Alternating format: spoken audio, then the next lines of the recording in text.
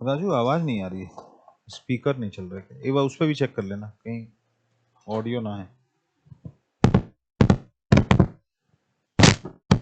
Audible आ रही है? ठीक है, अब आ रही है। पहला जो आर्टिकल है वो है आपका, ईयू ने अभी इंडिया के साथ एक या इंडिया के लिए एक स्ट्रैटेजिक रोड मैप तैयार किया है। EU's strategic road map for India, GS2 international relations का टॉपिक है, IR। ठीक है, तो यूरोपियन कमीशन की प्रेसिडेंट है Ursula von der Leyen. Ursula von der Leyen, उन्होंने ये स्ट्रैटेजिक रोड मैप है वो तैयार किया है कि इंडिया के साथ बायलेटरल कोऑपरेशन, जो बायलेटरल रिलेशंस हैं वो कैसे और बेहतर किए जाएं। ठीक है, अब यूरोपियन यूनियन जो है वो फास्ट ट्रैक करना चाह रहा है, जो इंडिया ईयू की जो रिलेशंस हैं उनको फास्ट ट्रैक करना चाह रहा है। क्यों? क्योंकि जो जियो पॉलिटिक्स है बहुत तेजी से शिफ्ट कर रही है। जियो पॉलिटिक्स में हमको बहुत मेजर ट्रांसफॉर्मेशन देखने को मिल रहा है। ट्रम्प का आ जाना, टैरिफ वॉर लग जाना, ठीक है, या जो ग्लोबल सप्लाई चेन है उसका डिसरप्शन है, जो रीअलाइनमेंट अभी हम विटनेस कर रहे हैं पिछले एक साल में, वैसा रीअलाइनमेंट हमको काफी लंबे समय से देखने को नहीं मिला था। Why this is happening? क्योंकि जो ग्लोबल ऑर्डर है उसमें हमको एक मेजर शिफ्ट, मेजर ट्रांसफॉर्मेशन देखने को मिल रहा है। ठीक है, यूएस आ गया, आपका रिट्रीट ऑफ ग्लोबलाइजेशन या डी ग्लोबलाइजेशन की ओर हम मूव कर रहे हैं। ट्रम्प टैरिफ वॉर इंपोज कर रहे हैं, ग्लोबल सप्लाई चेन है वो डिसरप्ट हो रही है। जो मल्टीलेटरल बॉडीज हैं, ब्रेटन वुड्स इंस्टीट्यूशंस हैं, यूनाइटेड नेशन सिस्टम है, IMF है, वर्ल्ड बैंक है, ठीक है, उनकी जो इफेक्टिवनेस है, या वर्ल्ड ट्रेड ऑर्गेनाइजेशन की जो रूल बुक है, ठीक है, वो कहीं ना कहीं डाइल्यूट होती दिखाई दे रही है। दुनिया जो ग्लोबलाइजेशन की ओर बढ़ रही थी वो क्या हो रही है? वो डी ग्लोबलाइजेशन की ओर जा रही है। इसका प्राइमरी रीजन क्या है? जो टॉप टू कंट्रीज हैं, they are somehow not comfortable with egalitarian world. ठीक है, चाइना जो है वो पहले से एक क्लोज सोसाइटी थी, क्लोज्ड इकोनॉमी थी, और यूएस जो है वो जो एक ओपन इकोनॉमी थी, अब वो भी क्या हो रही है? वो जो अपना एम्बिट है उसको धीरे धीरे क्लोज कर रही है। दूसरी चीज ये है कि दुनिया ने देखा था कि 1991 तक ग्लोबल स्टेज पे हमको बायपोलैरिटी देखने को मिलती थी। यूएस और यूएसएसआर दो ब्लॉक्स हुआ करते थे। 1991 के बाद क्या हो रहा है? 91-92 के अराउंड हमको क्या देखने को मिल रहा है? सोवियत डिसइंटीग्रेशन हमको देखने को मिल रहा है। दुनिया जो है बायपोलर से यूनिपोलर हो जाती है, बायपोलर से यूनिपोलर हो जाती है। अब की जो दुनिया है वहां हमको क्या देखने को मिल रहा है? मल्टीपोलैरिटी आ रही है, मल्टीप्लेक्स वर्ल्ड आ रहा है। कई इंपॉर्टेंट पोल्स हैं वो एक साथ अराइज कर रहे हैं।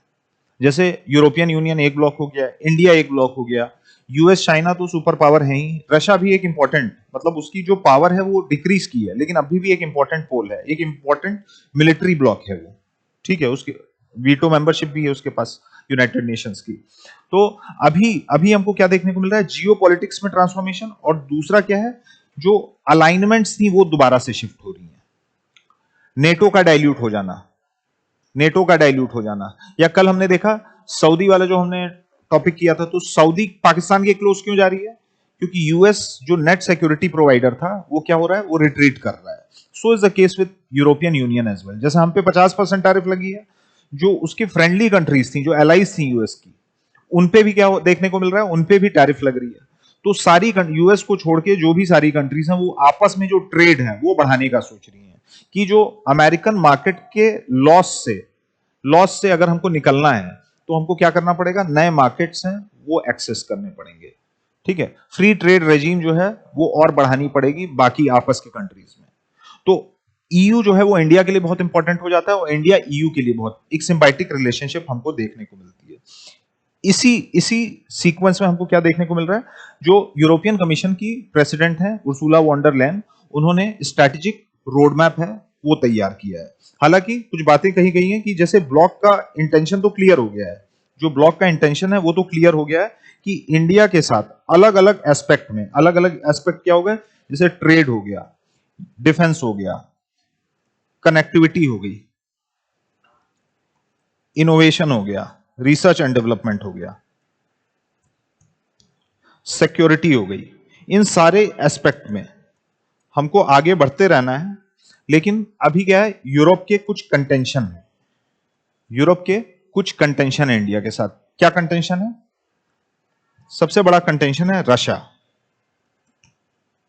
रशिया यूक्रेन वॉर जो चल रही है उसने ईयू के जो मेंबर कंट्रीज हैं उनमें एक नर्वसनेस ला दी है। उनमें एक नर्वसनेस, कई कंट्रीज जो नेटो की मेंबरशिप नहीं ली थी पूरे कोल्ड वॉर के समय, अब हमको क्या देखने को मिल रहा है, they are opening their gates to NATO, they are opening their gates to NATO. तो यूरोपियन कंट्रीज में एक हमको नर्वसनेस दिख रही है, because India is seen very closer to Russia. एक चीज कि अभी भी इंडिया जो है वो रशिया के साथ मिलिट्री एक्सरसाइजेस कर रहा है। दूसरी चीज, इंडिया अभी भी रशिया से ठीक ठाक एनर्जी खरीद रहा है, क्रूड जो है वो खरीद रहा है। तो ये एक मेजर कंटेंशन आ रहा है, मेजर कंटेंशन आ रहा है। बावजूद इसके हमको क्या देखने को मिल रहा है, एक स्ट्रेटेजिक रोड मैप है, वो यूरोपियन कमीशन इंडिया के साथ फॉर्ज करने के लिए रेडी है। अभी हमने क्या देखा, फरवरी के अराउंड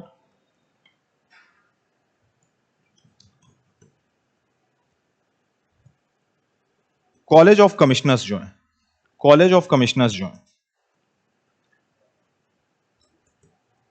कहां के, यूरोपियन कमीशन के, इंडिया विजिट करते हैं।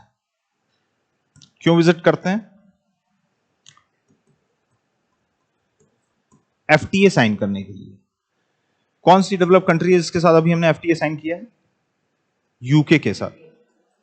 तो ये वाला भी आर्टिकल हमने किया था, उसमें हमने कहा था कि यूके के साथ हमारी एफटीए जो है वो फाइनलाइज हो गई है। यूके के साथ हमारे एफटीए है वो फाइनलाइज हो गई है, और ये जो एफटीए है वो उसके जो अग्रीमेंट्स हैं वो एक टेम्पलेट का काम करेगी, क्योंकि अभी भी हम क्या कर रहे हैं, यूरोपियन यूनियन के साथ एक एफटीए है वो फॉर्ज करने की कोशिश कर रहे हैं। तमाम कंटेंशन है इंडिया और यूरोप के बीच में, तमाम कंटेंशन है। मेजर कंटेंशन क्या है, इंडिया की जो प्रॉक्सिमिटी है रशिया के साथ, वो कि इंडिया अभी भी मिलिट्री एक्सरसाइजेस कर रहा है, उसका तेल खरीद रहा है। दूसरा कंटेंशन क्या है, दूसरा कंटेंशन इंडिया के साइड से है। इंडिया का ये कहना है कि भाई ट्रेड तो ठीक है, लेकिन हमारे ऊपर नॉन टैरिफ बैरियर्स हैं, वो क्यों इंपोज करने की बात कर रहे हो। यूरोपियन यूनियन क्या करता है, यूरोपियन यूनियन की जो कंट्रीज हैं इंडिया पे कई सारे नॉन टैरिफ बैरियर्स भी इंपोज करती हैं। वहां टैरिफ लो है इंडिया के कंपैरिजन में। दो चीजें होती है ना, एक होता है टैरिफ बैरियर्स और दूसरा होता है non tariff barriers. Tariff barrier क्या होता है, what is tariff? Tax on imports. Tariff आपका टैक्स ऑन इंपोर्ट्स। पर्पस क्या होता है टैरिफ का? दो पर्पस होता है, एक तो सरकार को राजस्व मिलता है, रेवेन्यू मिलता है, दूसरा दूसरा वो जो वहां की डोमेस्टिक इंडस्ट्री उसको प्रोटेक्ट करती है। लोकल जो डोमेस्टिक इंडस्ट्री है उसको प्रोटेक्ट करती है, इसलिए टैरिफ लगाया जाता है। प्राइमरी जो स्ट्रैटेजिक ऑब्जेक्टिव ये होता है कि डोमेस्टिक इंडस्ट्री है उसको प्रोटेक्ट किया। जैसे जैसे हमारे यहाँ मान लो बल्ब बन रहा है 10 रुपए का, लेकिन वही बल्ब जो है वो चाइना से 6 रुपए का आ जा रहा है। धीरे धीरे क्या होगा, जो हमारे बल्ब की इंडस्ट्री है वो वैनिश हो जाएगी, वो गायब हो जाएगी। तो उसको प्रोटेक्ट करने के लिए सरकार क्या लगा देती है, चाइनीज बल्ब पे टैरिफ लगा देती है। टैरिफ लगा रही है तो उससे दो फायदे हो रहे हैं। दो फायदा, पहला फायदा क्या हो गया, पहला फायदा सरकार को राजस्व मिल रहा है। दूसरा, जो 6 रुपए का बल्ब था वो इंडियन मार्केट में लैंड हो रहा है, तो वो कितने का हो जा रहा है, वो 10 रुपए का हो जा रहा है। तो इंडियन मैन्युफैक्चरर हैं उनको एक लेवल प्लेइंग फील्ड मिल जा रही है। ठीक है, तो एक तो टैरिफ इंपोज किया जाता है डोमेस्टिक इंडस्ट्री को प्रोटेक्ट करने के लिए। दूसरी चीज होती है non tariff barrier. Non tariff barrier क्या होता है, वो बैरियर्स जो नॉन टैरिफ नेचर के हों, मतलब डायरेक्टली टैक्स नहीं इंपोज किया जा रहा है, कस्टम ड्यूटीज हैं वो नहीं लगाई जा रही हैं। फाइटोसैनिटरी स्टैंडर्ड्स, फाइटोसैनिटरी स्टैंडर्ड्स, जैसे मान लो हम इलाहाबादी आम भेज रहे हैं, तो नॉन टैरिफ बैरियर कैसे इंपोज कर सकती है ईयू, फाइटोसैनिटरी स्टैंडर्ड्स की। आपके यहाँ इंसेक्टिसाइड्स और पेस्टिसाइड्स बहुत ज्यादा यूज होता है, या ये हवाला दिया जा सकता है कि आपके यहाँ चाइल्ड लेबर होता है। ठीक है, तो ये नॉन टैरिफ बैरियर हो गए। तो अभी हमको हाल में क्या देखने को मिला है, ईयू जो है वो सीबैम लाने की कोशिश कर रही है, carbon border adjustment mechanism. India का ठीक ठाक स्टील है वो कहां जाता है, ईयू जाता है। तो जब सीबैम लग जाएगा, कार्बन बॉर्डर एडजस्टमेंट मैकेनिज्म, तो हमको उसके बाद क्या देखने को मिलेगा, इंडियन स्टील का जो एक्सपोर्ट है ईयू में वो कम हो जाएगा। सीबैम प्राइमरीली है क्या, carbon border adjustment mechanism. European union का ये कहना है कि हम जो अपनी स्टील बना रहे हैं वो तो ग्रीन स्टील बना रहे हैं, मतलब पर टन जो स्टील प्रोडक्शन यूरोप में हो रहा है उसमें जो कार्बन एमिशन है उस पूरे प्रोडक्शन प्रोसेस में वो तो हम कम कर रहे हैं, लेकिन इंडिया जो स्टील हमारे यहाँ एक्सपोर्ट कर रहा है उसमें स्मेल्टिंग और भी जो प्रोसेसेस होते हैं स्टील मेकिंग में उसमें कार्बन एमिशन बहुत ज्यादा हो रहा है। ठीक है, तो वो हमारे एनवायरमेंट को क्या कर रहा है, वो डिग्रेड करेगा जब यहां पर एक्सपोर्ट हो जाएगा। तो हम क्या करेंगे, हम सीबैम के तहत उस पर कुछ एडिशनल फीस लगा देंगे। तो इंडिया का एक कंटेंशन है सीबैम। रशिया के साइड से क्या कंटेंशन है, रशिया के साइड से कंटेंशन है कि इंडिया जो है मिलिटरीली रशिया के बहुत क्लोज है।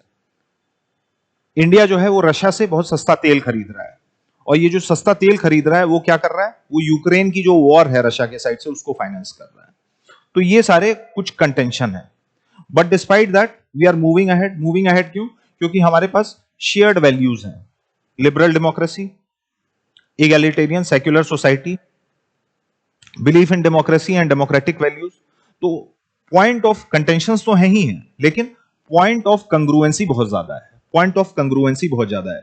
कई सारे मल्टीलेटरल फोरम्स हैं, उस पे कॉमन मेंबरशिप, जो ग्लोबल स्ट्रेटेजिक ऑब्जेक्टिव्स हैं वो भी सेम है। यूरोप के भी इंटरेस्ट में क्या है कि जो मल्टीलेटरल ट्रेड रूल है या ग्लोबल गवर्नेंस आर्किटेक्चर है वो आपका बना रहे, यूनेस्को अच्छे से परफॉर्म करता रहे, यूनाइटेड नेशंस हैं या ब्रेटन वुड्स इंस्टीट्यूशन है, आईएमएफ, वर्ल्ड बैंक, ये अच्छे से परफॉर्म करते रहे। सो is a case with India.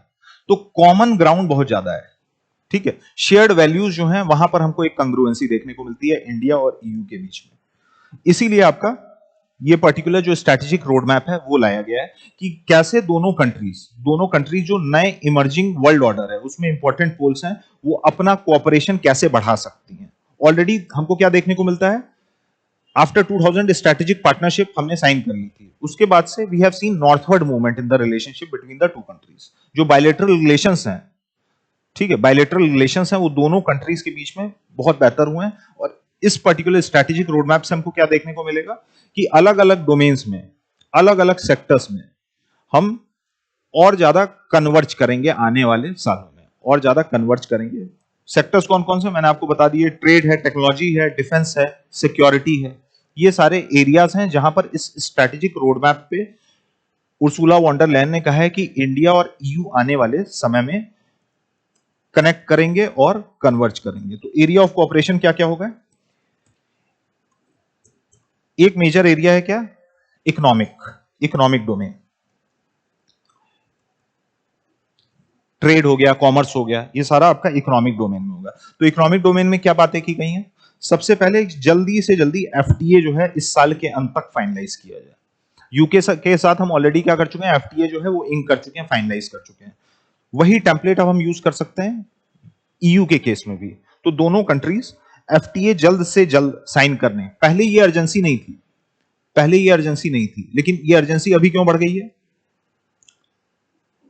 क्योंकि यूएस ने हमारे ऊपर भी टैरिफ लगाया, उनके हमारे ऊपर भले 50% लगाया हो, लेकिन उनके ऊपर भी टैरिफ लगाया है। तो टैरिफ लगाया तो ऑब्वियस सी बात है, अमेरिकन मार्केट का एक हिस्सा जो यूरोप कमांड करता था या इंडिया कमांड करता था वो रिसीड करेगा। तो ईयू के भी और इंडिया दोनों के एक्सपोर्ट्स क्या होंगे, वो डिमिनिश होंगे। ठीक है, तो अब उनको नए एक्सपोर्ट डेस्टिनेशन चाहिए, तो एक्सपोर्ट डेस्टिनेशन कैसे मिलेंगे, आपको नई जगह तलाशनी पड़ेंगी। तो इंडिया के साथ अगर ईयू एफटीए कर ले रहा है तो दोनों कंट्रीज के बीच में ट्रेड है वो क्या होगा, ट्रेड का वॉल्यूम है वो एक्सपेंड करेगा। तो ये नई अर्जेंसी जो आई है वो प्राइमरीली ये टैरिफ वॉर जो ट्रंप ने इंपोज किया उसकी वजह से आई है, जो मल्टीलेटरल डब्ल्यूटीओ नॉर्म्स जो डाइल्यूट हो रहे हैं उसकी वजह से आई है। तो पहली चीज हो गई एफटीए जल्दी से जल्दी साइन करना। दूसरी चीज क्या है, ग्लोबल सप्लाई चेन। आने वाला जो समय है वो क्या है, क्लीन एनर्जी का है, न्यू इमर्जिंग टेक्नोलॉजी का है, इंडस्ट्रियल रिवॉल्यूशन 4.0 का है, जिसमें इंटरनेट ऑफ थिंग्स है, मशीन लर्निंग है, आर्टिफिशियल इंटेलिजेंस है। इसमें सप्लाई चेन रोबस्ट होना, मजबूत होना बहुत आवश्यक हो जाता है। ठीक है, दोनों रीजन्स कौन से हैं, दोनों रीजन्स ऐसे हैं यहां पर क्रिटिकल मिनरल जो है बहुत ज्यादा नहीं है। क्रिटिकल मिनरल्स पे जो स्ट्रेंगल होल्ड है, जो कंट्रोल है, हेजेमनी है, वो किसकी है, चाइना की है। ठीक है, और दूसरा रीजन कौन सा है जहां से आता है, साउथ अमेरिका, चिले, बोलिविया। ठीक है, ये रीजन्स हैं जहां पे मैक्सिमम आपका क्रिटिकल मिनरल्स है, कंसंट्रेटेड है। लेकिन क्रिटिकल मिनरल्स का जो यूसेज है वो अक्रॉस द वर्ल्ड है, इंडिया को भी इसकी आवश्यकता है, यूरोपियन यूनियन को भी आवश्यकता है। तो दोनों के इंटरेस्ट में है कि एक global supply chain, global robust global supply chain, कि मतलब चाइना के ऊपर जो हमारा ओवर रिलायंस हो गया है क्रिटिकल मिनरल्स को लेके, उसको हम काटें और अपना खुद का ग्लोबल सप्लाई चेन है वो डेवलप करें। इसके अलावा इन्वेस्टमेंट फ्लो, इन्वेस्टमेंट को कैसे और बढ़ाया जाए। जैसे इंडिया ईयू रिलेशन में एक और मेजर कंटेंशन क्या है कि बातें बड़ी बड़ी काम कम, मतलब ये कंटेंशन है, ठीक है, कि मतलब high on promises low on delivery. एक एलिगेशन ये है कि मतलब इंडिया ईयू समिट होती है तो उसमें बहुत बड़ी बड़ी बातें की जाती हैं कि मतलब हम यहां कन्वर्ज करेंगे, वहां कन्वर्ज करेंगे, जो बायलेटरल ट्रेड का वॉल्यूम है उसको बढ़ा देंगे। लेकिन असल में क्या होता है, असल में हमको ये वॉल्यूम्स देखने को जो हमने एस्पिरेशंस रखे हैं वो हम रियलाइज नहीं कर पाते हैं, ठीक है। जो इन्वेस्टमेंट हमने समिट्स में फॉर्ज किया रहता है, जो एमओयू साइन किए रहते हैं, उतना हम रियलाइज नहीं कर पाते हैं। तो दूसरा है कि इन्वेस्टमेंट फ्लो को और सुगम कैसे बनाया जाए और कैसे फैसिलिटेट किया जाए, ठीक है। रेड टेपिज्म कैसे काटा जाए और कैसे इन्वेस्टमेंट लाया जाए, मतलब we have to walk the talk, we have to walk the talk. तो तीसरा जो पॉइंट है वो क्या है, एक एफटीए हो गया, दूसरा हो गया एफटीए जल्द से जल्द फाइनलाइज करें, ग्लोबल सप्लाई चेन को मजबूत करें, सुदृढ़ करें, और तीसरा इन्वेस्टमेंट फ्लो है उसको बढ़ाएं जिससे ईज ऑफ डूइंग बिजनेस बढ़े, ठीक है। ईज ऑफ बिजनेस भी बढ़ाना है, ठीक है। हमको जो ईयू से कंपनीज आ रही हैं उनको रेड टेपिज्म नहीं देना है, हमको उनको क्या देना है, रेड कारपेट वेलकम देना है, रेड कारपेट वेलकम देना है। क्योंकि हम क्या चाह रहे हैं, हम डेवलप्ड हो जाएं 2047 तक, हमको फंड्स भी चाहिए, सुपीरियर टेक्नोलॉजी भी चाहिए जो हमको वेस्ट दे सकता है। तो तीसरा जो एस्पेक्ट है वो आपका इन्वेस्टमेंट फ्लो इकोनॉमिक में। दूसरा जो एस्पेक्ट है वो आपका टेक्नोलॉजिकल फ्रंट पे है।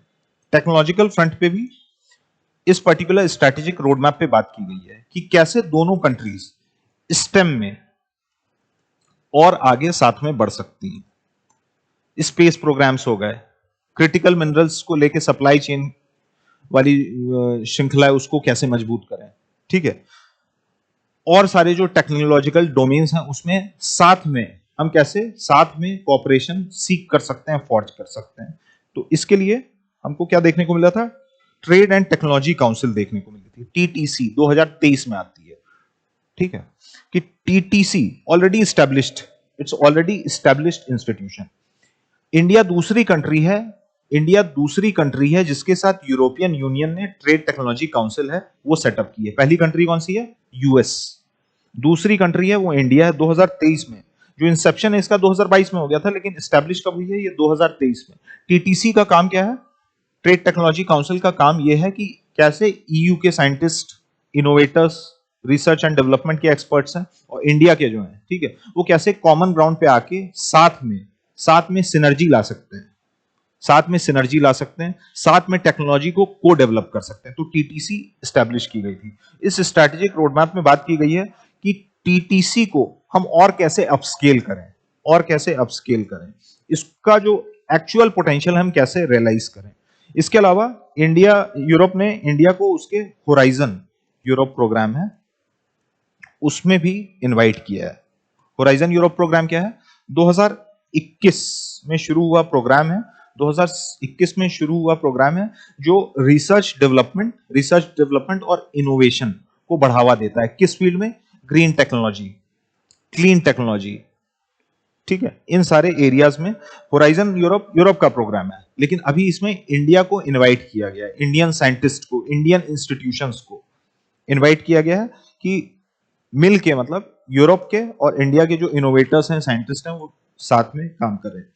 इकोनॉमिक डोमेन हो गया, टेक्नोलॉजिकल डोमेन हो गया, तीसरा है आपका डिफेंस सेक्टर में। डिफेंस के क्षेत्र में भी स्ट्रेटेजिक रोडमैप पे बात की गई है यूरोपियन कमीशन द्वारा। उसमें यह कहा गया है कि यूरोप और इंडिया के बीच में जो डिफेंस पार्टनरशिप है, हम ऑलरेडी क्या है, हम स्ट्रेटेजिक पार्टनरशिप फॉर्ज कर चुके हैं पहले, लेकिन अब क्या है, हमको इसको और ज्यादा अपेंड करने की जरूरत है और ज्यादा अपग्रेड करने की जरूरत है। तो डिफेंस और सिक्योरिटी पार्टनरशिप फॉर्ज की जाए, ज्यादा मिलिट्री एक्सरसाइजेस की जाए, ज्यादा से ज्यादा मिलिट्री एक्सरसाइजेस की जाए। साथ ही साथ एक नया आइडिया फ्लोट किया गया, security of information, security of information agreement.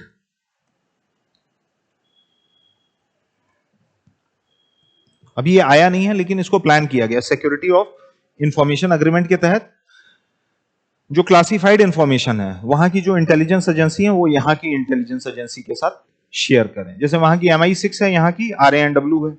ठीक है, तो जो ग्लोबल टेररिज्म को रोकने के लिए, नार्को टेररिज्म को रोकने के लिए, या ग्लोबल टेररिस्ट का जो नेक्सस बना हुआ है जो इंटर कॉन्टिनेंटल है, यूके में भी ऑपरेट, जैसे ISIS का कोई मॉड्यूल है वो यूके में भी ऑपरेट कर रहा है, इंडिया में भी ऑपरेट कर रहा है।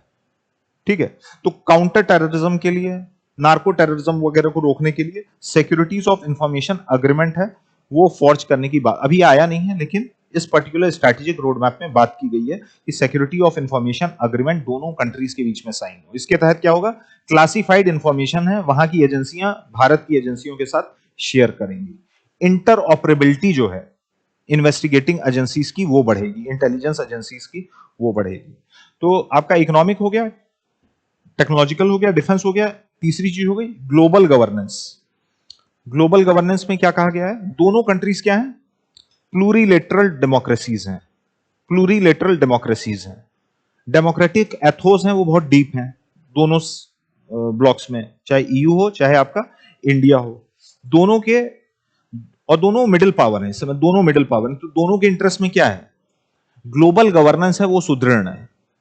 Past decade what we have seen and more so in 5 years, Covid के बाद से हमको क्या देखने को मिला है, रिट्रीट ऑफ ग्लोबलाइजेशन देखने को मिला है। इसकी वजह से जो हमारे ग्लोबल गवर्नेंस इंस्टीट्यूट्स थे वो वीक हो गए हैं। US का उनसे पुल आउट कर लेना, WHO से, यूनेस्को से। ठीक है, WTO के नॉर्म्स हैं उसको फुलफिल ना करना, उसके जो प्रोविजंस हैं उनको डाइल्यूट करना। ठीक है, तो ये सारी चीजें हमको पिछले 3 से 5 साल में देखने को मिली हैं, और ये और फास्ट पेस या एक्सलरेट हो गई हैं इस साल ट्रंप के आने के बाद से। तो दोनों ने ये बात कही है कि अब हमको क्या करना है, over the period of time जो ये एग्जिस्टिंग मल्टीलेटरल इंस्टीट्यूशंस हैं, ग्लोबल गवर्नेंस आर्किटेक्चर है, इसको और रोबस्ट किया जाए। IMF को, वर्ल्ड बैंक को, WTO को, यूनेस्को को, WHO, ये तमाम जो मल्टीलेटरल ऑर्गेनाइजेशन है जिनका मैंडेट अभी डाइल्यूट हो गया है, इसको और प्रभावी किया जाए और इफेक्टिव बनाया जाए। ये हम दोनों के इंटरेस्ट में है, EU के भी इंटरेस्ट में है और आपका इंडिया के भी इंटरेस्ट में है। तो मल्टीलेटरल इंस्टीट्यूशंस हैं, उनका रीवैम्प या रिफॉर्म। ठीक है, आखिरी बात कही गई है कनेक्टिविटी पे। कनेक्टिविटी पे फोकस किया गया है किस चीज पे, आईमैक को जल्द से जल्द मटेरियलाइज किया जाए। आईमैक क्या है, मल्टी मॉडल ट्रांसपोर्ट कॉरिडोर है, मल्टी मॉडल ट्रांसपोर्ट कॉरिडोर। किसको किससे कनेक्ट कर रहा है, फुल फॉर्म क्या है आईमैक का, India middle east Europe economic corridor. ठीक है, तो इंडिया को, मतलब हमारा जो वेस्ट कोस्ट है, गुजरात के पोर्ट्स हैं या GNPT है मुंबई में, मुंद्रा, कांडला, उसको कनेक्ट किया जाए किससे, UAE से। ठीक है, शिप के माध्यम से, और फिर वहां से आपका रोड नेटवर्क, रेलवे नेटवर्क के माध्यम से इजराइल हाइफा पोर्ट, और हाइफा पोर्ट से मेडिटेरेनियन में आ गया आप, मेडिटेरेनियन से ऊपर चले जाएंगे तो क्या पड़ेगा, शिपिंग लाइन, फिर पेरियस पोर्ट है आपका ग्रीस में, वहां तक की कनेक्टिविटी की बात की गई। मैं आप में दिखा देता हूं आपको आईमैक कॉरिडोर।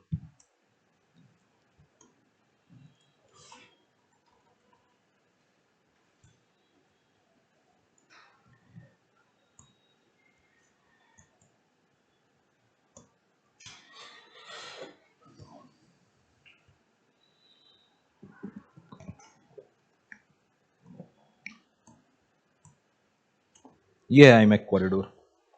इंडिया के वेस्टर्न पोर्ट्स को, गुजरात के और JNPT वगैरह हो गया, इसको कनेक्ट कर रहा है किससे, UAE से, जबल अली पोर्ट से। ठीक है, यहां से मल्टी मॉडल ट्रांसपोर्ट कॉरिडोर है। मल्टी मॉडल ट्रांसपोर्ट कॉरिडोर मतलब अलग अलग ट्रांसपोर्टेशन यूज की जाएंगी, जहां जरूरत है वहां शिपिंग लाइन यूज की जाएंगी, जहां जरूरत है वहां रोड और रेलवे लिंक यूज किया जाएगा, और फिर आपका शिपिंग लाइन यूज की जाएगी। तो ये कनेक्ट किसको कर रहा है, इंडिया को मिडिल ईस्ट से कर रहा है।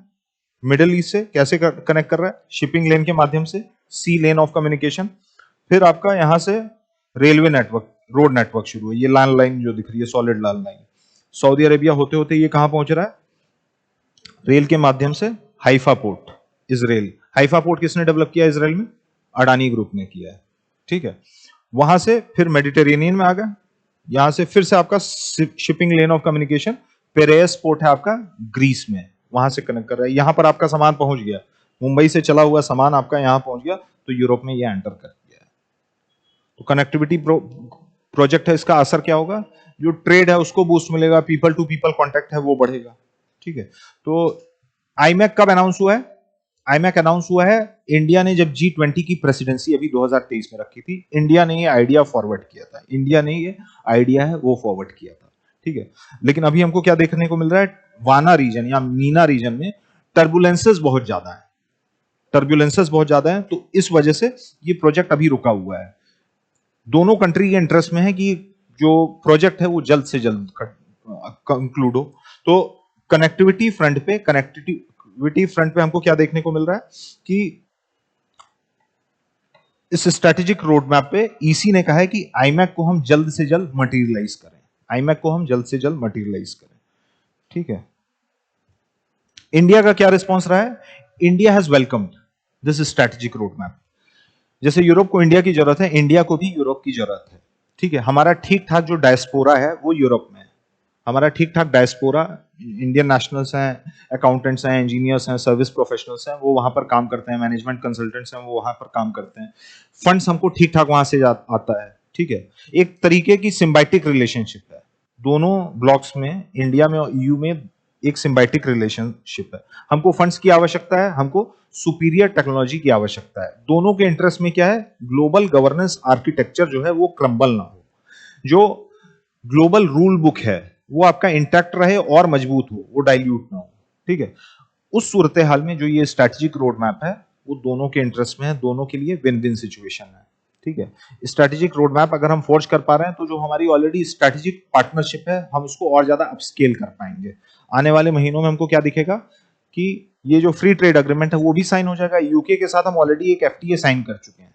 ठीक है, तो this is in interest of India, अलग अलग एस्पेक्ट, अलग अलग प्रिज्म से, जैसे टेक्नोलॉजी फ्रंट हो गया, सिक्योरिटी फ्रंट हो गया, कनेक्टिविटी फ्रंट हो गया, ट्रेड कॉमर्स, अलग अलग फ्रंट में this is a win win situation for both the countries. दोनों के बीच में कंटेंशन जरूर है, लेकिन जो कॉमन ग्राउंड है, जो शेयर्ड वैल्यूज हैं, उनकी कंग्रुएंसी बहुत ज्यादा है, so both should move ahead. दूसरा जो आर्टिकल है that is with respect to CAG report on fiscal health of states, fiscal health of states, GS paper 3 economy का टॉपिक है।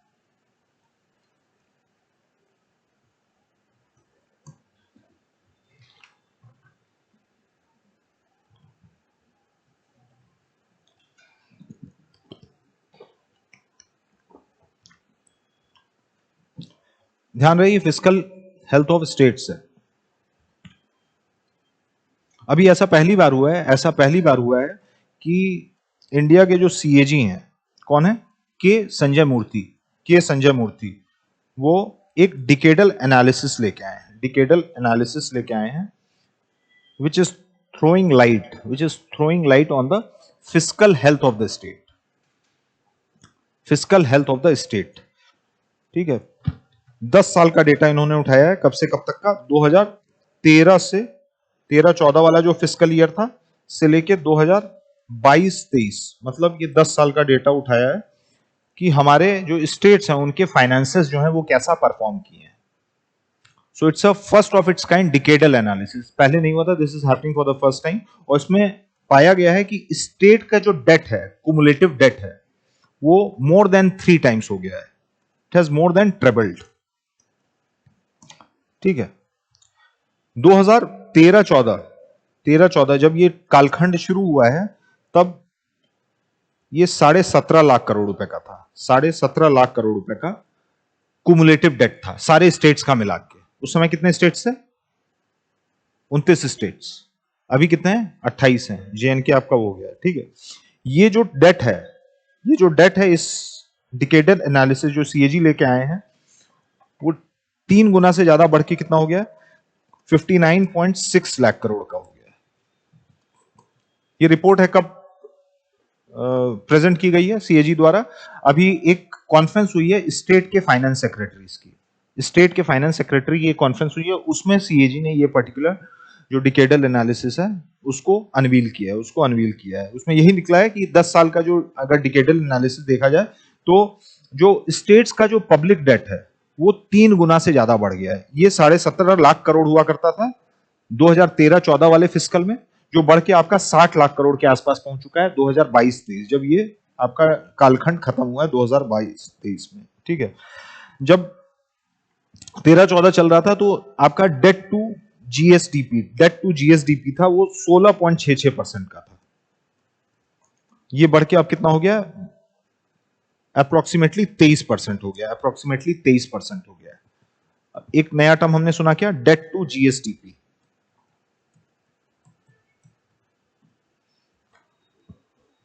जीएसडीपी क्या होता है? जीडीपी समझते हैं? जीडीपी क्या है? National income of a country, of economy. GSDP होता है आपका state income of a state. जैसे केंद्र सरकार का नेशनल इनकम होता है, वैसे ही स्टेट्स का भी क्या होगा? कुछ जीडीपी जैसा कुछ होगा ना। जैसे नेशनल इनकम है आपका नेशंस का या इकोनॉमी का, वैसे स्टेट्स का भी कुछ स्टेट इनकम होता है, उसी को हम जीएसडीपी कहते हैं, gross state domestic product. Gross state domestic product. India की बात करेंगे तो हम जीडीपी कहेंगे, लेकिन उत्तर प्रदेश सरकार की बात करेंगे, बिहार सरकार की बात करेंगे तो हम क्या कहेंगे? जीएसडीपी। तो डेट टू जीएसडीपी जो 16.66% का था 2013-14 में, वो 22-23 में बढ़ के आपका 60 लाख करोड़ का हो गया, 23% के आसपास का हो गया। ठीक है, तो ये जो पब्लिक डेट बढ़ रहा है, it's having implication on the overall fiscal health of India. This has been highlighted by the CAG's report. Comptroller Auditor General ने जो अभी रिपोर्ट निकाली है उसने यही बताया कि ये पब्लिक डेट है बहुत अनहेल्दी तरीके से बढ़ा है, और प्राइमरीली इसके बढ़ने का अभी का क्या कारण है? पिछले 5 साल में कोविड का आ जाना। कोविड आया तो उसके बाद से हमको क्या देखने को मिला है? स्टेट गवर्नमेंट या सेंट्रल गवर्नमेंट ने खूब पैसा खर्चा किया है, क्योंकि कंजम्पशन और इन्वेस्टमेंट वाला जो कंपोनेंट है एग्रीगेट डिमांड का, वो आपका सबड्यू हुआ है, वो कम हुआ है। सरकारों ने, चाहे केंद्र सरकार हो चाहे राज्य सरकार हो, उन्होंने अपना पैसा काफी खर्चा किया है, जिसकी वजह से पब्लिक डेट है वो बहुत बढ़ गया है। पब्लिक डेट है वो हमको बढ़ता हुआ दिखाई दिया है। तो एक नई चीज हमको पता चली, public debt. Debt to GDP हमने समझ लिया, public debt. What is public debt? Public debt क्या होता है?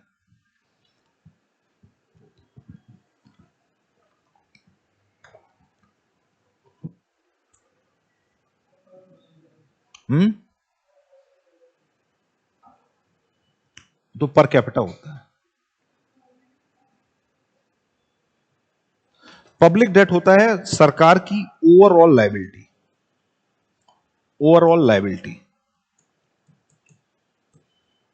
एक चीज हम क्या पढ़ते हैं? फिस्कल डेफिसिट पढ़ते हैं। फिस्कल डेफिसिट क्या होता है? इन अ गिवन फिस्कल ईयर, ये बस एक साल का ब्यौरा होता है फिस्कल डेफिसिट। सरकार, मान लो इस बार सरकार ने 104 रुपए खर्चा किए, कमाए कितने? 100 रुपए इस साल, इस फिस्कल ईयर में। तो फिस्कल डेफिसिट कितना हो जाएगा? 4 रुपए हो जाएगा। बात किसकी हो रही है? सिर्फ एक फिस्कल ईयर की बात हो रही है। तो फिस्कल डेफिसिट जो होता है वो सिर्फ एक फिस्कल ईयर का होता है। जैसे ग्रेगेरियन ईयर एक होता है, ग्रेगेरियन कैलेंडर के हिसाब से 1 जनवरी से लेकर आपका 31 दिसंबर तक चलता है। फिस्कल ईयर भी एक साल का ही होता है, लेकिन ये शुरू कब होता है? अप्रैल 1 से शुरू होता है और मार्च 31 को खत्म होता है। तो एक फिस्कल ईयर में जो डेफिसिट रहता है उसको हम फिस्कल डेफिसिट कहते हैं। पब्लिक डेट हो जाता है अभी तक की जितनी लायबिलिटी है सरकार की, उसको हम कुमुलेटिवली जोड़ दें तो हमको पब्लिक डेट मिलता है, इसीलिए इसको ओवरऑल लायबिलिटी कहते हैं। मतलब मान लो 2007 का भारत सरकार का कोई लोन है जो अभी तक चुकता नहीं हुआ है, मान लो आईएमएफ से लोन लिया 2015 में, 14 में, और उसको अभी तक पूरा पे नहीं किया गया, तो वो भी पब्लिक डेट में आ जाएगा, वो भी आपका पब्लिक डेट में आ जाएगा, लेकिन वो फिस्कल डेफिसिट में नहीं आएगा। तो फिस्कल डेफिसिट क्या बता रहा है? आपका एक साल का ब्यौरा दे रहा है, लेकिन पब्लिक डेट है वो क्या बता रहा है? वो ओवरऑल लायबिलिटी, भारत सरकार पे ओवरऑल लायबिलिटी या प्रदेश के सरकारों पे ओवरऑल लायबिलिटी क्या है वो दर्शा रहा है। तो this is public debt. Public date कैसे नापा जाता है? डेट टू जीडीपी रेशियो से नापा जाता है। ठीक है। अब डेट टू जीडीपी या डेट टू जीएसडीपी, जब हम स्टेट की बात करेंगे तो ये डेट टू जीएसडीपी हो जाएगा। जब हम केंद्र सरकार की बात करेंगे तो ये क्या हो जाएगा? जब केंद्र की बात करेंगे तो डेट टू जीडीपी हो जाएगा, स्टेट की बात करेंगे तो ये डेट टू जीएसडीपी हो जाएगा। ये एक बहुत इंपॉर्टेंट मैट्रिक हो जाता है। ये क्या बताता है? ये फिस्कल हेल्थ बताता है। ये फिस्कल हेल्थ बताता है, नेशन की फिस्कल हेल्थ क्या है। नेशन की फिस्कल हेल्थ क्या है, इसी के बेसिस पे हम क्या तय करते हैं कि सरकार का जो फिस्कल हेल्थ है वो कैसा है। इसी के बेसिस पे ग्लोबल इन्वेस्टर्स हैं, या एफडीआई है या एफआईआई है, इंडिया में आता है। अगर भारत सरकार पे लोन बहुत ज्यादा होगा, यानी फिस्कल हेल्थ जो है भारत की अच्छी नहीं है, तो बाहर की जो कंपनियां जो इंडिया में निवेश करना चाहती हैं वो क्या करेंगे? वो दूर भागेंगी। तो फिस्कल हेल्थ जो है एक इंपॉर्टेंट इकोनॉमिक मैट्रिक है जो किसी भी अर्थव्यवस्था या किसी भी देश का फिस्कल हेल्थ बताता है। ये ग्लोबली ग्लोबली कंट्रीज को रैंक करने में मदद करता है इकोनॉमिक पैरामीटर्स के हिसाब से। So it's a important global economic parameter. Global economic parameter लिहाज से बहुत इंपॉर्टेंट, और यही डिटरमाइन करता है कि इन्वेस्टमेंट कैसे आ रही है। या हम अभी पढ़ रहे थे एस&पी, मूडीज, फिच, ये जो रेटिंग तय करती हैं। जैसे हमने पढ़ा था ना कि इंडिया की जो इन्वेस्टमेंट ग्रेड है उसको अपस्केल कर दिया गया, तो किस बेसिस पे किया जाता है? इन्हीं मैक्रो इकोनॉमिक इंडिकेटर्स पे कि आपका फिस्कल डेफिसिट कैसा है, डेट लेवल कैसा है, डेट जीडीपी रेशियो कैसा है, इसके बेसिस पे आपका ये तय किया जाता है। तो this is about the metric. अब हमने क्या देखा है? हमने ये देखा है कि पिछले इस सीएजी रिपोर्ट के हिसाब से जो ये पब्लिक डेट है, वो मोर देन 3 टाइम्स हो गया है। कितना होता था? 17.5 लाख करोड़ था 2013-14 फिस्कल में, जो कि 16.66 डेट टू जीडीपी रेशियो था। वो बढ़ के कितना हो गया? 60 लाख करोड़ हो गया, 23% पहुंच गया है। 23% पहुंच गया है। तो ये क्या दर्शा रहा है? ये दर्शा रहा है कि जो कंसर्न्स में लिख लेते हैं कि जो फिस्कल हेल्थ है स्टेट्स की, वो बढ़ी है कि घटी है? घटी है, क्योंकि हमारा डेट बढ़ गया है। डेट बढ़ना अच्छी बात नहीं है, डेट कम होना अच्छी बात है। तो फिस्कल हेल्थ है वो हमारी घटी है। इससे होगा क्या? इससे इन्वेस्टमेंट जो है इंडिया में वो कम आने लगेगी। सरकार की जो प्रोपेंसिटी है नए सोशल वेलफेयर प्रोग्राम लॉन्च करने की, वो खराब होने लगेगी। जैसे हाउस होल्ड पे ही बहुत ज्यादा ऋण चढ़ जाए या बहुत ज्यादा डेट आ जाए, तो उसका आगे का जो एक्सपेंडिचर है वो कहीं ना कहीं क्या होगा? नकारात्मक रूप से प्रभावित होगा कि नहीं होगा? So is a case here as well. This is a concern. Fiscal health हमारी है वो डिक्रीज की है स्टेट्स की, तो इसकी वजह से जो इन्वेस्टमेंट है वो भी घटेगी। साथ ही साथ जो सरकार की जो प्रोपेंसिटी है, सोशल वेलफेयर स्कीम, मनरेगा हो गया, प्रधानमंत्री आवास योजना हो गया, उज्ज्वला योजना हो गया, नई स्कीम शुरू करने की या एग्जिस्टिंग स्कीम्स में पैसा डालने की वो प्रोपेंसिटी भी है वो कम हो जाएगी। इससे होगा क्या? हमारा फिस्कल डेफिसिट भी बढ़ने लगेगा। धीरे धीरे फिस्कल डेफिसिट है वो भी धीरे धीरे बढ़ने लगेगा। तो दीज आर सर्टेन कंसर्न्स। अभी क्या देखा गया है कि कुछ स्टेट्स हैं वो आपका 30% के ऊपर डेट टू जीएसडीपी रखे हुए हैं। जैसे सबसे पहले नंबर पे कौन है? पंजाब है। पंजाब में जो डेट टू जीएसडीपी रेशियो आया है वो आया है 40.35% का आया है, which is very unhealthy. Nagaland दूसरे नंबर पे है। जहां पे डेट टू जीएसडीपी है आपका 37.15% का है। वेस्ट बंगाल में भी this number is close to 33%, 33.7 to be precise, 34% के आसपास है। ठीक है। दूसरी चीज क्या है? ये तो हो गए आपके वर्स्ट परफॉर्मिंग स्टेट्स। अच्छे परफॉर्मिंग स्टेट में सबसे ऊपर कौन है? उड़ीसा है। उड़ीसा में जो डेट टू जीडीपी है, डेट टू जीएसडीपी है, वो आपका 8.45% का है। तो ये these are the worst performers. और जो बेस्ट परफॉर्मेंस है, उड़ीसा आ जाता है, महाराष्ट्र आ जाता है, और तीसरा है आपका गुजरात आ जाता है। महाराष्ट्र में this number is close to 14.64%। अभी हम फिस्कल हेल्थ इंडिकेटर वाले एक आर्टिकल किए थे, फिस्कल हेल्थ इंडिकेटर वाला, उसमें भी हमने ये कहा था उड़ीसा बेस्ट परफॉर्मर है। दूसरे नंबर पे आपका महाराष्ट्र है 14.64, और तीसरे नंबर पे गुजरात आ जाता है। इसका कुमुलेटिव डेट टू जीएसडीपी है वो आपका 16.37%।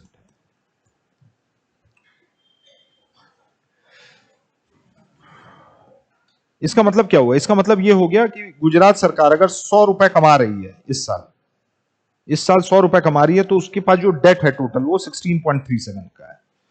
पंजाब है, अगर वो 100 रुपए कमा रही है तो उसके पास जो total overall debt, overall liability है वो कितने की है, 40 रुपए की। तो ये क्या है, ये अनहेल्दी है ना, कि आप नया पैसा जो 100 रुपए कमा रहे हो उसमें 40 रुपए तो आपका डेट ही है।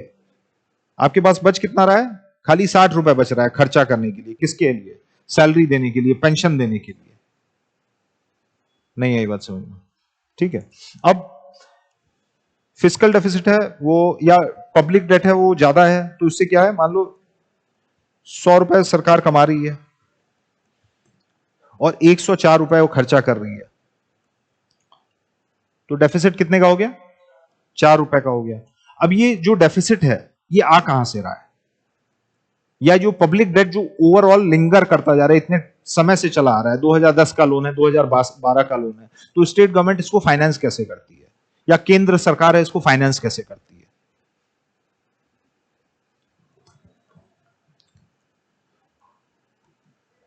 How debts are financed by the states.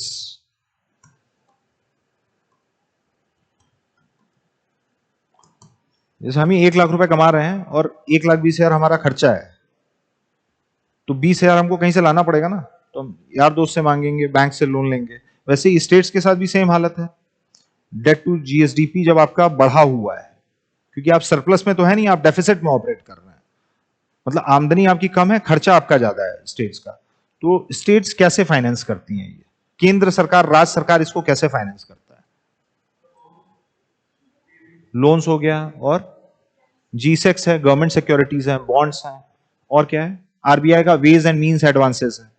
तो ये तमाम तरीके हैं कि मतलब कैसे, एक तो ओपन मार्केट, मतलब सिक्योरिटीज फ्लोट करके राज्य सरकारें जो हैं वो क्या करती हैं, या केंद्र सरकार पैसा उठाती है ओपन मार्केट से, गवर्नमेंट सिक्योरिटीज बेची, हमने आपने खरीदा, खरीदा तो पैसा दिया, वही पैसा जो है वो डेट को फाइनेंस कर रहा है। दूसरा क्या हो गया, टी बिल्स हैं, ट्रेजरी बिल्स हैं, गवर्नमेंट बॉन्ड्स हैं, लॉन्ग टर्म बॉन्ड्स हैं, general insurance, life insurance corporation से, स्टेट बैंक ऑफ इंडिया से लोन लेना, तो लोन्स तीसरा कंपोनेंट हो गया। वेज एंड मींस एडवांसेस हैं आरबीआई के, इसके बारे में पढ़ लेना। ये सारे तरीके हैं, ये सारे तरीके हैं जिसके माध्यम से स्टेट्स जो हैं वो अपने पुराने डेट्स को किनारे करती हैं, उनको किनारे करती हैं। एक चीज ध्यान रहे, जैसे केंद्र सरकार के पास डेफिसिट आ रहा है तो वो ओवरसीज बोरोइंग कर लेती है, वो ओवरसीज बोरोइंग कर सकती है, ठीक है। जैसे मसाला बॉन्ड हो गया, पढ़ा है ना ये सब, वो ओवरसीज बोरोइंग करके भी अपना जो डेट है, फिजिकल डेफिसिट है, उसको ब्रिज कर लेती है।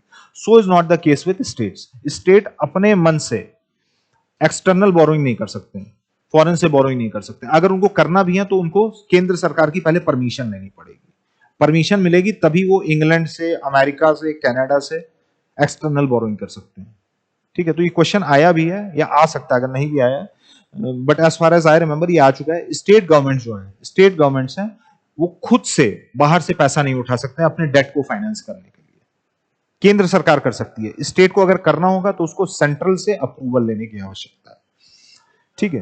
हाँ जी, वो तो सेंट्रल के पास आते हैं ना, एनआरआई डिपॉजिट्स, वो तो आरबीआई के वॉल्ट में जाता है। एनआरआई अकाउंट्स हैं वो आरबीआई के पास रहते हैं, मतलब केंद्र के पास आता है, ठीक है। तो ये समझ में आ गया पब्लिक डेट क्या है। ये पर्टिकुलर सीएजी रिपोर्ट क्या कह रही थी, डेट्स जो हैं क्यों बनते हैं, डेट्स इसीलिए बनते हैं क्योंकि फिस्कली प्रूडेंट नहीं होती हैं सरकारी, समझदारी नहीं दिखाती हैं, पैसा खर्चा, जैसे रेवड़ी कल्चर आया आजकल। रेवड़ी कल्चर क्या है, चुनाव जीतने के लिए हम फ्री में लैपटॉप बांटेंगे, हम फ्री में मोबाइल फोन्स बांटेंगे, महिलाओं को 1,000 रुपए देंगे, 3,000 रुपए हर महीने देंगे। तो ये क्या है, ये रेवड़ी कल्चर है।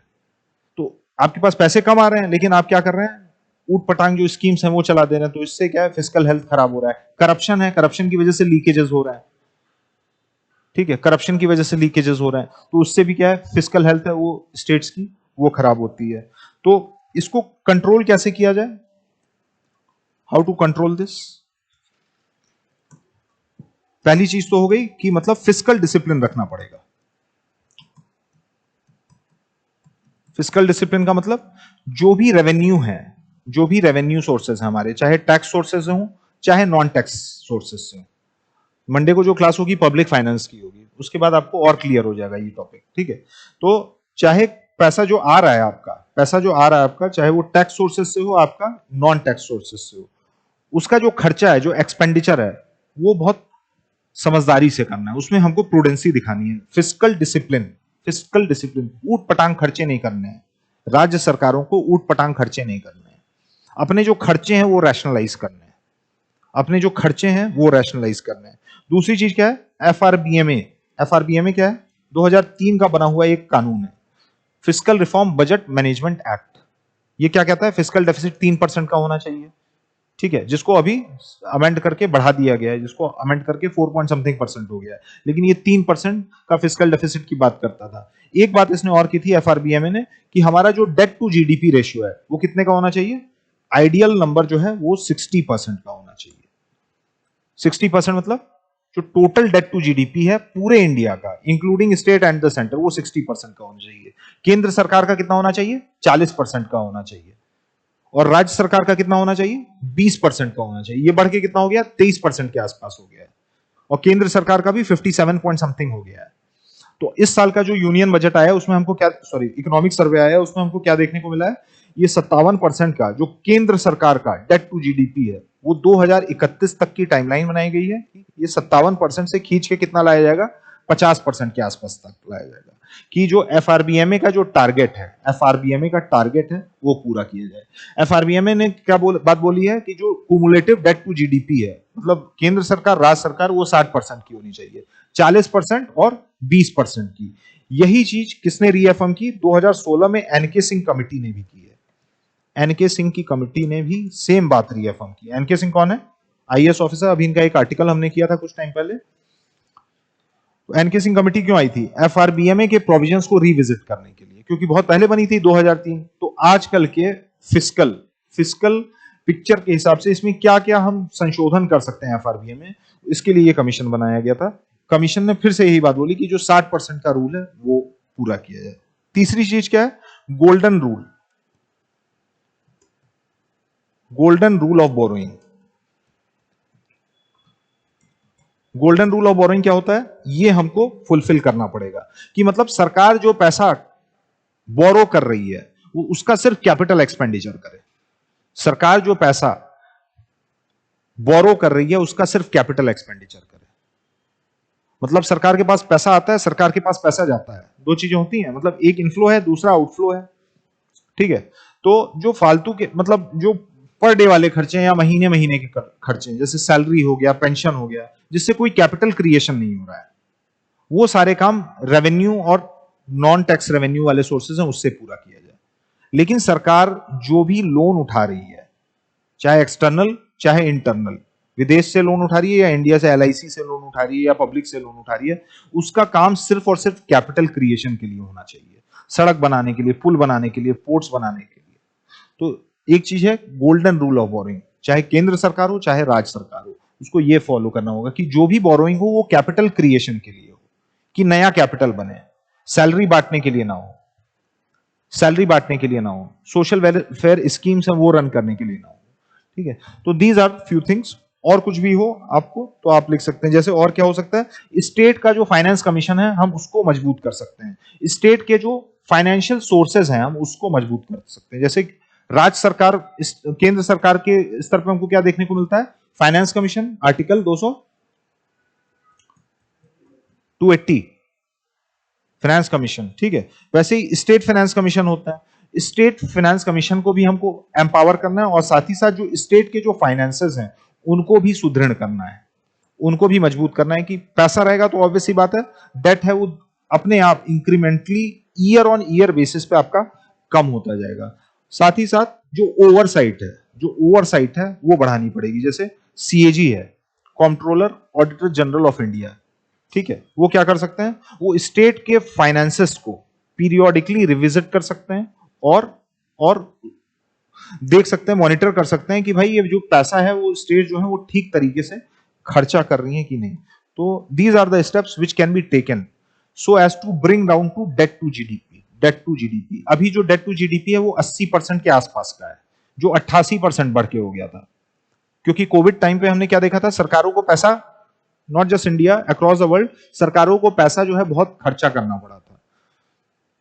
एफआरबीएम में 60% कह रहा है, लेकिन ये 88 पॉइंट समथिंग परसेंट पहुंच गया था, गिर के ये फिर से 80% के आसपास आया है, और इसको हमको और नीचे करके 60% लेके आना है। 40 for the centre and 20 for the state. ठीक है,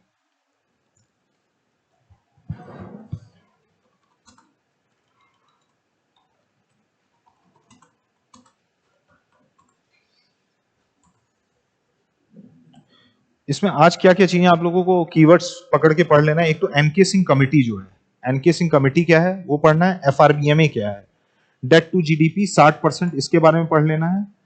इसके अलावा जो एकदम नए लोग हैं, अभी पॉलिटी वगैरह नहीं किए हैं, तो सीएजी का क्या रोल होता है, कंट्रोलर ऑडिटर जनरल। ठीक है, ये पढ़ लेना है। इसके अलावा वेज एंड मीन्स एडवांसेस क्या होते हैं, ये सारे कीवर्ड्स हैं। ट्रेजरी बिल्स क्या होते हैं, गवर्नमेंट सिक्योरिटीज क्या होती हैं। बस एक internet search and you are good to go. ठीक है,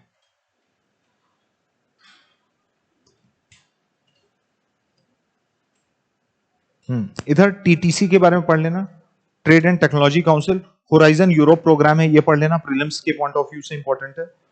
सिक्योरिटी ऑफ इंफॉर्मेशन अग्रीमेंट, अभी इस पे और डेटा आएगा क्योंकि अभी ये एनविसाज किया गया है नया प्लान। ठीक है, आईमैक कॉरिडोर के बारे में पढ़ लेना। आईमैक कॉरिडोर क्या है, कब आया, 2023 में आया है, G20 की जब प्रेसिडेंसी थी तब आया है। इसमें भी दो ब्लॉक्स हैं, एक आपका जो इंडिया को मिडिल ईस्ट से जोड़ रहा है, और मिडिल ईस्ट को कहां से जोड़ रहा है, यूरोप से जोड़ रहा है। इसके अलावा होराइजन यूरोप, टीटीसी,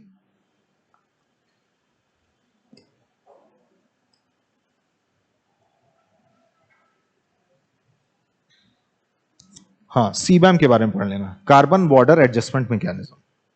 ये सारे कीवर्ड्स हैं आज की क्लास से। होराइजन यूरोप कब से शुरू हुआ, कब तक चलेगा। ठीक है, रिन्यू,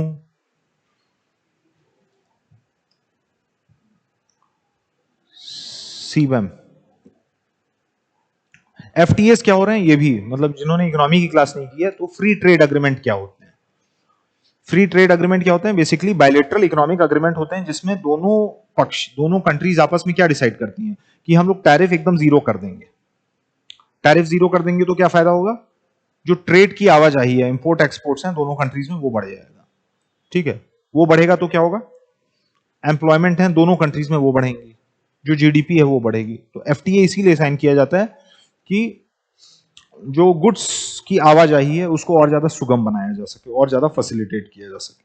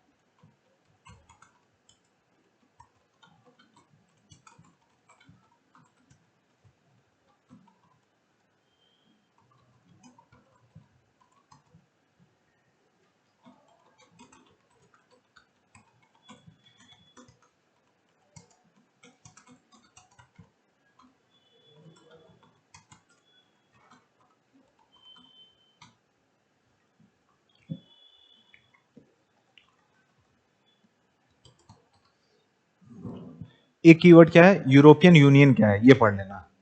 यूरोपियन यूनियन क्या है, यूरोपियन कमीशन क्या है, यूरोपियन पार्लियामेंट क्या है। ठीक है,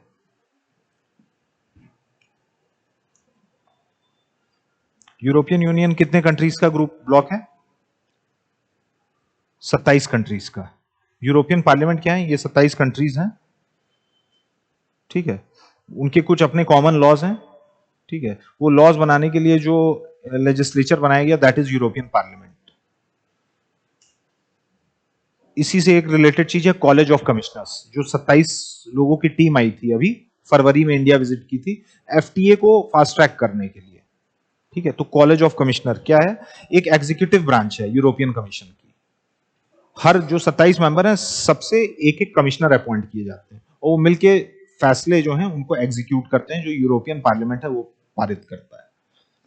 ठीक है, तो कॉलेज ऑफ कमिश्नर जिसमें 27 कमिश्नर होते हैं अलग अलग मेंबर कंट्री से यूरोप के। वो क्या करते हैं, जो यूरोपियन पार्लियामेंट जो कानून पारित करती है उसका क्रियान्वयन करते हैं, उसको एग्जीक्यूट करते हैं ग्राउंड। ठीक है।